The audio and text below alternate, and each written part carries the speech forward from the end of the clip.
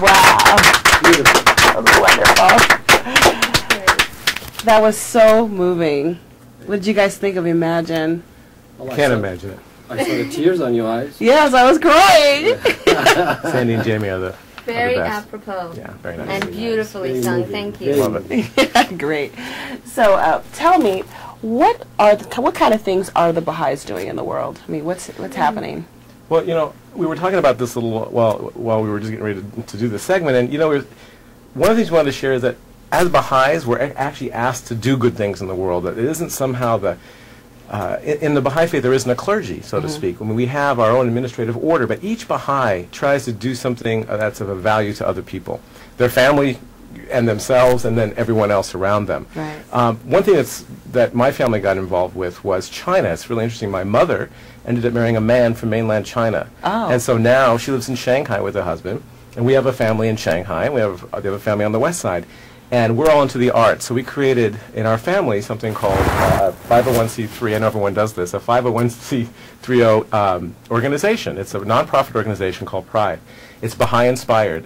And what we do is a youth ambassador program where we send young people from America to China to actually get an experience of what it would be to spend a summer. And what they do is they teach in the schools there, and they serve the Chinese population. Oh, cool. Because the greatest thing you can do is to be of service to humanity. That's the Baha'i idea of spirituality, is the highest levels to be of service. And then we have Chinese come over here and have the same experience. Oh. And Pride also sponsors an orphanage, which is a big issue in China, is children who don't have parents. In this country, Like it's a little girls? bit different.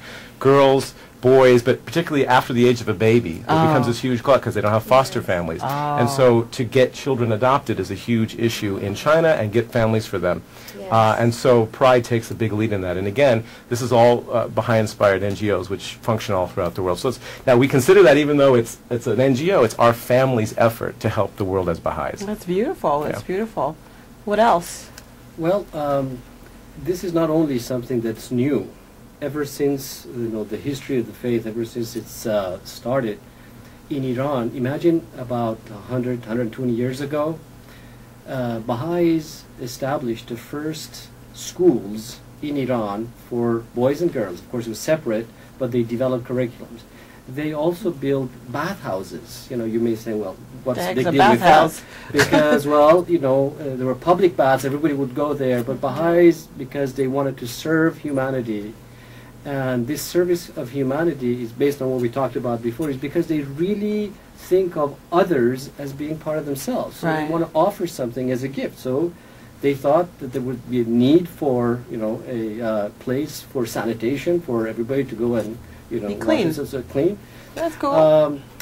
They in a city which and this is back in the day when. this is Yeah, way this back might like- in- Public No, bathhouses, this is about yes. 90 years ago. Oh, okay. Or more, yeah. Yes. So the Baha'is have been doing Yeah. service for This 100 was- years, yeah, basically. Yeah, and Okay. it has The beginning of it. continued all the way to the present time, where the Baha'is actually have representation in the United Nations as a non-governmental organization, and the Office of Baha'i International Community has several projects. One of them is Office of Advancement of Women, and what they do is for women all over the world. They help with the education of children, female children.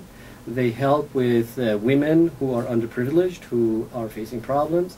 The Baha'i faith is also working toward elimination of torture, working for... Well, yeah.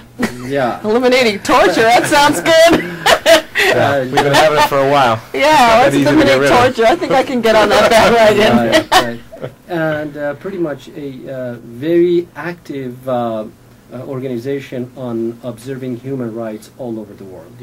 Baha'is are writing and presenting papers on this, and they are cooperating and collaborating with other human rights organizations to promote human rights and make sure that the human rights of no one on the face of this earth is violated, because Right. that's one thing we all have in common. It's really beautiful because what Farhad is talking about is happening, and what Gary mentioned, it's the two ends of what I wanted to bring together. What Gary mentioned was So an sorry. individual initiative project. Mm-hmm. Baha'is are doing this just out of their own individual initiative, and yet there's also Baha'i organizations who are helping to kind of bring it together and seeing what can we learn from one another through these processes. And so Farhad mentioned the offices of the Baha'i International Community. Mhm. There's also the Office of Social and Economic Development. There's lots of Baha'i organizations who are looking at what Baha'is are doing on a grassroots level to serve the communities throughout the world and saying, okay, what can we learn from one another? Let's cross-pollinate ideas so that we can really help serve humanity best. Right. Farhad mentioned the BIC, the Baha'i International Community, and I just brought a few examples, but anybody really can go online. The online newsletter of the BIC is called One Country. Oh, wow. And they have so many wonderful Articles examples after articles. of social and economic development projects all over the world. Like, for example, what? For example, Well, there's microfinance for one thing. They're helping women to become financially independent. These are poor women who have very little money, but Baha'is are helping them to become financially savvy. Like microloans? Yeah, at microloans, Like like $20, $50. Oh, wow. That could take a woman quite a long way towards independence. In a developing And- country. Yeah, and by independence, I don't mean that they want to have nothing to do with their husband. No. Not To actually help their family, Right. because economics could in fact tear families apart. And so Baha'is are working towards that, towards, as I said, school children, educating children, towards helping with the development of agriculture, and many other projects. Just go to the One Country and you see a plethora of projects. I wanted to jump on this because I know later we're going to talk about what we can do here in this country and what we can do now, but specifically there's something that's happening worldwide for Baha'is, which is really exciting, I think, because the faith is this Baha'i faith thing is a worldwide thing. Anywhere you go, when you meet a Baha'i, you don't say, well, what sect of Baha'i are you? Right. All Baha'is are just kind of one thing, and then, which is amazing unto itself. But we have right now this kind of development in the world where junior youth, and I don't know what a junior is. I mean, they're young, but there's something like like pre-tweens, the 10 to yeah, 14. the what is- tweens. It's not you, Fahad. It might be no, I'm not sure. Could be some- 11 to 14. Wait, that is Yeah. you. What am I being? Pre-adolescent. Right. It's like 11 to 14. It's that age where it's perfect because they don't have a license in this country. They can't go anywhere and do anything yet. Uh-huh. But they're in that developmental stage, and so the Baha'is are working with. Now these are anybody who's willing to be part of these junior youth groups.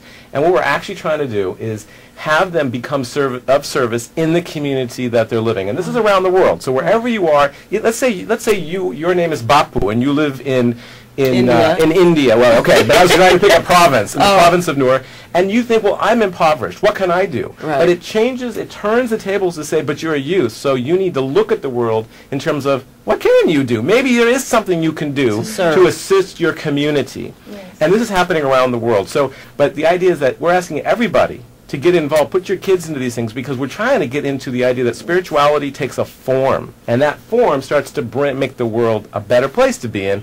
Otherwise, the idea is, as Baha'is, we sort of sit back and sort of do meditation as the person next to me is struggling to pay their mortgage and they're getting their car towed away, Right. and their brother's got But AIDS. we're and all these meditating. things. But we're meditating.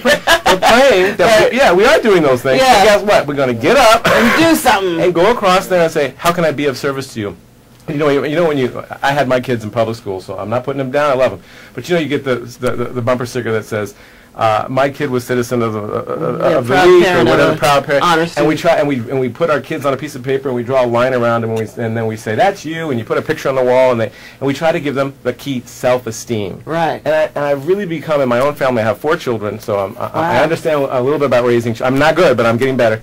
And I've learned that when they do service, when they get involved with helping someone other than themselves, self-esteem then actually begins. Yes. Interesting. And so what's happening is in every community, the Baha'is are working to offer junior youth groups Mhm. to the community, open to the entire community.